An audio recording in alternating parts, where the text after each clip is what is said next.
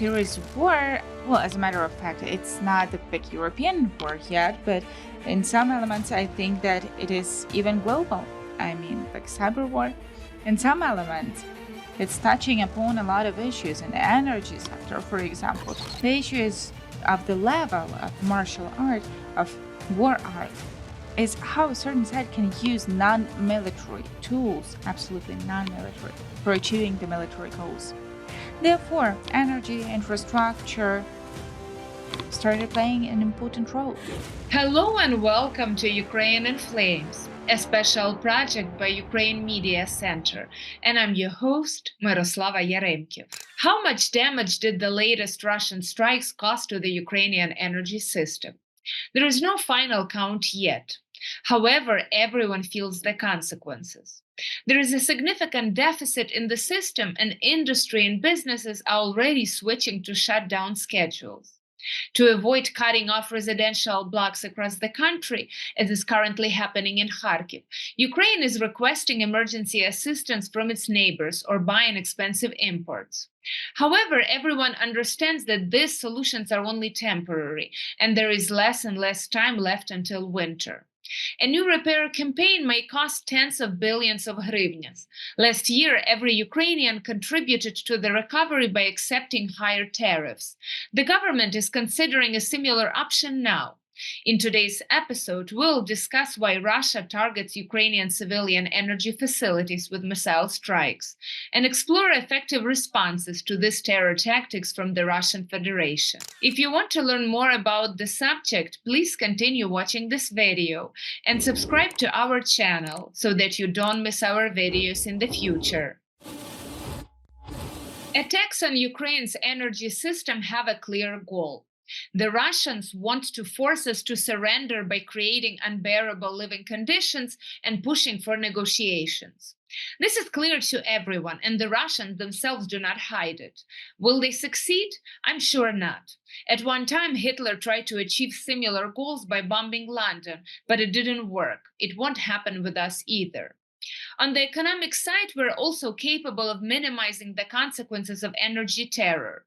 Today, without exception, all destroyed facilities are being repaired, although these efforts are not widely advertised for obvious reasons.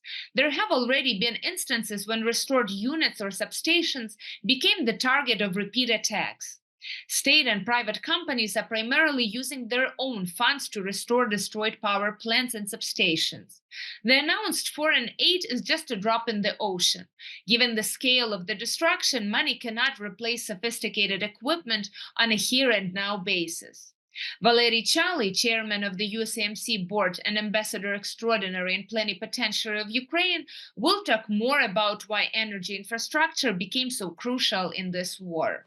If we look at geopolitics and development of the last 100 of years, then we see that people are talking about oil, about embargo, some resources, equipment, but no one is discussing such aspects as destroying energy system for citizens, right? If we look even at the Second World War, then the bombings, often they were more aiming the industrial objects, not the infrastructure objects. But now, somehow in today's world and in the war, the Russian-Ukrainian war, there are a lot of moments related with the aims of destroying energy infrastructure in general, and some new elements come out. Some paradoxes, total war, and at the same time we can see like oil pipelines, gas pipelines that are working. Total war, Russian and Ukrainian, even European risks. We can see that exclusion of sanction regime. Is that okay that there is war? Well, as a matter of fact, it's not a big European war yet, but in some elements, I think that it is even global. I mean, like cyber war. In some elements, it's touching upon a lot of issues in the energy sector, for example. So we might talk about big coverage. Why does it happen this way? That it's namely in the energy sector. Well, not just in this sector, but This is some kind of specifics of this war. And the question is not why it's happening, but where should we pay attention to? And is it just some delay in time regarding this issue? Because we know that there were some acts of aggression at the time, or even terroristic attacks, like literally on the 11th of September. There was an attack to the US and then embargo, coalitions, etc. And here, nothing like that is happening, but some episodic things. Now, I don't really hope for the UN tools, maybe even summits, but I totally agree with the fact that there are countries that don't want this Pandora's box to be open and to legalize 8 more nuclear countries further on, and then in some time add 4 more, for example, and that's it. Then all this story with like stopping the strategic nuclear weapons, it might come to an end. Here is one moment. And I feel that what you mentioned, what kind of conclusions do I make? As for strategic nuclear weapons, in spite of the destruction in the system, there were certain agreements. We even heard that publicly that Russia was warned again regarding the red lines, and they had, like, the representative of the USA said that this threat was real, etc. And I think that as for the strategic, everybody has to hear that we are not talking about strategic nuclear weapons at all, because even due to the reason that Russia didn't have any like tries since 1996 of strategic nuclear hit, just like many others. And in the USA, they already have the system of imitation. I don't know how they did it, like computer simulation or something, or scaling. I don't know what it is, but they can make some trials without application of nuclear explosion. Therefore, Russia, in this sense, they can just pretend as much as they want to, but as for today, they don't have a single, even a clue for application of nuclear weapons. The Russians continue their 2022-2023 tactics of destroying energy infrastructure. Previously, they overestimated their ability to achieve this in one season, but now, taking advantage in delays of financing and the arrival of weapons from Ukraine's partners, they are finishing what they can reach, including large generating facilities and gas storage units. Experts say it is impossible to protect all major facilities from hits, but we should do everything possible. A powerful strike on generation in the spring awakened many people in the West. However, thermal power plants cannot be protected with anti drone nets alone. For such large facilities, systemic solutions are needed, specifically air defense. The West understands this, but will we be able to find enough air defense systems to cover every strategic object?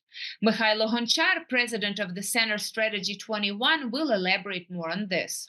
We need to have the right system of coordinates, so to say, how we are assessing the things that are happening right now. I don't think we can say anything new because everything new is well forgotten old thing. And like first people, they were having war with like the same tools that they were using in different things, like a stick.